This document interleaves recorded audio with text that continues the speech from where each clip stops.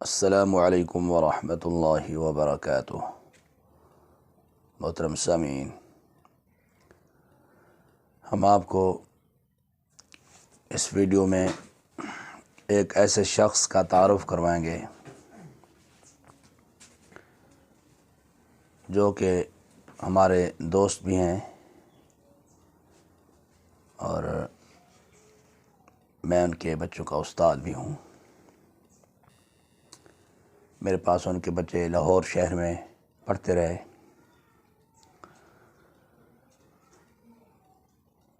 اللہ تعالیٰ نے ان کو چند سالوں میں کروڑ پتی بنا دیا۔ وہ کیا وجہ تھی؟ میں اپنے ایک اسلامک صادق 30 چینل کی وساطت سے آپ کو وہ ایک راز تھا جو بھائی صاحب نے مجھے بتایا، جس کی وجہ سے وہ بندہ چند سالوں میں کروڑوں میں کھیلنے لگا۔ اللہ تعالیٰ نے اس کے کاروبار میں برکت ڈال دی۔ شاد باغ لاہور کے اندر اس وقت ان کی رہائش ہے اور شاد باغ کے متصل ہی انڈسٹری ایریا میں ان کی فیکٹری ہے۔ تو وہ کہتے ہیں کہ یہ جب میں 2010 کی بات کر رہا ہوں، آج 2022 ہے۔ 2010 میں ادھر وہاں پڑھاتا تھا، تو تقریباً 6 ماہ میں نے ان کی فیکٹری میں بھی کام کیا تھا بطور اسٹور کیپر اور انچارج۔ میں نے ان سے پوچھا آپ کی کامیابی کی وجہ کیا ہے؟ تو انہوں نے مجھے ایک دن بتایا، ان کا نام ہے حاجی شوکت علی۔ وہ کہتے ہیں کہ میں پہلے ایک انجینئر تھا اور فیروز پور روڈ لاہور میں ایک فیکٹری ہے، وہاں میں کام کیا کرتا تھا۔ تو مجھے 20-25 ہزار تنخواہ ملتی تھی۔ مجھے شوق تھا کہ میں اپنا کام شروع کروں، لیکن میرے پاس پیسے نہیں ہوتے تھے۔ والد صاحب وفات پا گئے، میں بھائیوں میں سے چھوٹا تھا۔ میں بچپن سے ہی جب میں چلنے کے قابل ہوا تو میرے اندر ایک اللہ تعالیٰ نے یہ بات ڈال دی کہ والدین کے ساتھ حسن سلوک کیا جائے۔ پھر میں پڑھ گیا۔ میرے باقی جو بھائی تھے وہ اتنا پڑھے لکھے نہیں تھے، لیکن والدین کی طرف سے جو ان کو جائیداد میں حصہ ملا وہ انہوں نے اپنے ذہن کے مطابق کسی نے بیچ دیا، کسی نے کیسے، لیکن میں پھر بھی ان بھائیوں کی نسبت غریب بھی تھا، لیکن پڑھا لکھا تھا، تعلیم یافتہ تھا۔ خیر کہتے ہیں کہ میری والدہ صاحبہ جو تھیں، میں نے انہیں اپنے پاس رکھا اور ان کی خدمت کرنا، ان کے ٹانگوں کو دبانا، روزانہ آ کر ان کی ڈیوٹی سے واپس آ کے خدمت کرنا۔ بس میری والدہ کی دعائیں ہیں میرے ساتھ، جس کی وجہ سے اللہ تعالیٰ نے مجھے اس مقام پر لا کھڑا کیا۔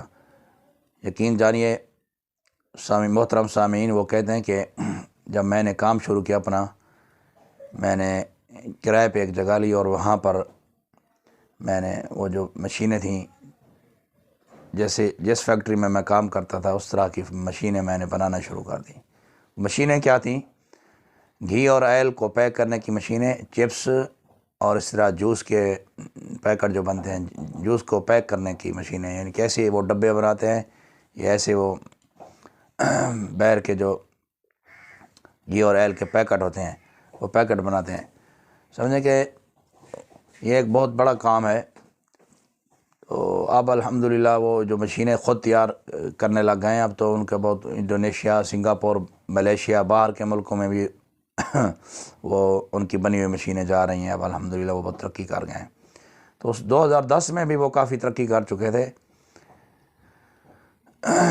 اصل میرے ذہن میں پھر ایک حدیث مبارک اس وقت آئی جو میں ابھی آپ کو سنانے لگا ہوں۔ مسند احمد کے اندر حدیث پاک کا حوالہ موجود ہے۔ حضرت انس بن مالک رضی اللہ تعالی عنہ روایت کرتے ہیں کہ رسول اللہ صلی اللہ علیہ وسلم نے ارشاد فرمایا، جس شخص کو یہ پسند ہو کہ اس کی عمر دراز کی جائے اور اس کے رزق کو بڑھا دیا جائے، اس کو چاہیے کہ اپنے والدین کے ساتھ اچھا سلوک کریں اور رشتہ داروں کے ساتھ صلہ رحمی کریں۔ اس حدیث کے مصداق حاجی صاحب تھے اور اب بھی ہیں کہ اپنے بھائیوں کے ساتھ اور رشتہ داروں کے ساتھ بہت صلہ رحمی کرتے تھے۔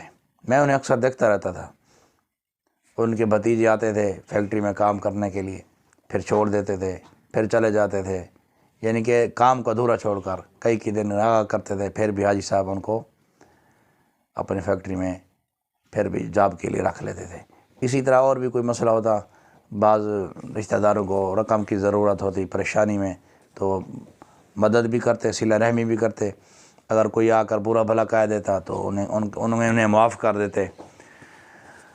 میں نے انہیں دیکھا جب کبھی کبھی ان کی والدہ صاحبہ فیکٹری میں تشریف لاتی، کبھی کبھی آتی، کیونکہ فیکٹری کے ساتھ ہی ان کے بھائیوں کی کے مکانات تھے، کبھی اپنے بچوں کو دیکھنے کے لیے آتی، دوسرے بچوں کے گھر آتی تو فیکٹری میں لازماً آتی، تو حاجی صاحب فوراً انہیں پتہ چلتا والدہ تشریف لائی ہیں، کھڑے ہو جاتے اور اپنی کرسی پر بٹھاتے اکرام کرتے ہیں سب کے سامنے، سب اپنے ورکروں کے سامنے، اور وہ برملا کہتے ہیں مجھے جو کچھ بھی ملا ہے والدہ کی دعا سے ملا ہے، والد تو میرے بچپن میں فوت ہو گئے تھے، تو میں نے حتی الوسع کوشش کی، جب والد تھے تو والد کی بھی خدمت کیا کرتا تھا، لیکن والدہ کی میں نے پھر، کیونکہ والدہ تنہا ہو گئی تھیں، بوڑھی تھیں، میں نے ان کی خدمت کی۔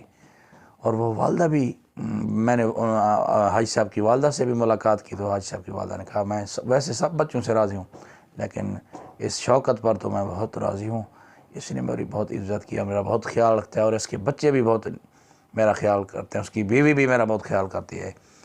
تو وہ پھر ہمارے سامنے بھی شوکت کو دعائیں دیتی رہتی تھی، شوکت اللہ تجھے کامیاب کرے، اللہ تعالیٰ تجھے کروڑ پتی بنا۔ اور حاجی صاحب کے اندر اللہ تعالیٰ نے بہت ساری صلاحیت رکھی ہیں، اور دوسری کامیابی کا ان کا یہ ہے کہ وہ جب کام کے دوران بعض اوقات کچھ کام نہ ہو رہا ہوتا تو مستریوں سے یا میکینیکل انجینئروں سے، تو وہ خود پھر وہ کام اپنے ہاتھوں سے کرتے تھے، مشینوں کو سیٹ کرنا۔ وہ یہ نہیں سمجھتے تھے کہ میں سپروائزر ہوں یا میں فیکٹری کا مالک ہوں، نہیں، انہوں نے بہت محنت کی دن اور رات، اور ابھی تک وہ محنت میں لگے ہوئے ہیں۔ اور اب الحمدللہ شروع میں وہ جو حالات بتاتے تھے غربت کے وہ دور ہو گئے، اب تو 2022 ہے، 2010 میں بھی وہ کروڑوں پتی میں تھے، اب تو الحمدللہ کھربوں پتی میں کھیل رہے ہیں، دینی مدارس مراکز کی بھی وہ خدمت کرتے ہیں اور پوری زکوٰۃ ادا کرتے ہیں۔ دوسری کامیابی کا راز ان کا یہ ہے کہ وہ اپنے کاروبار میں پوری زکوٰۃ ادا کرتے ہیں، صدقات ادا کرتے ہیں۔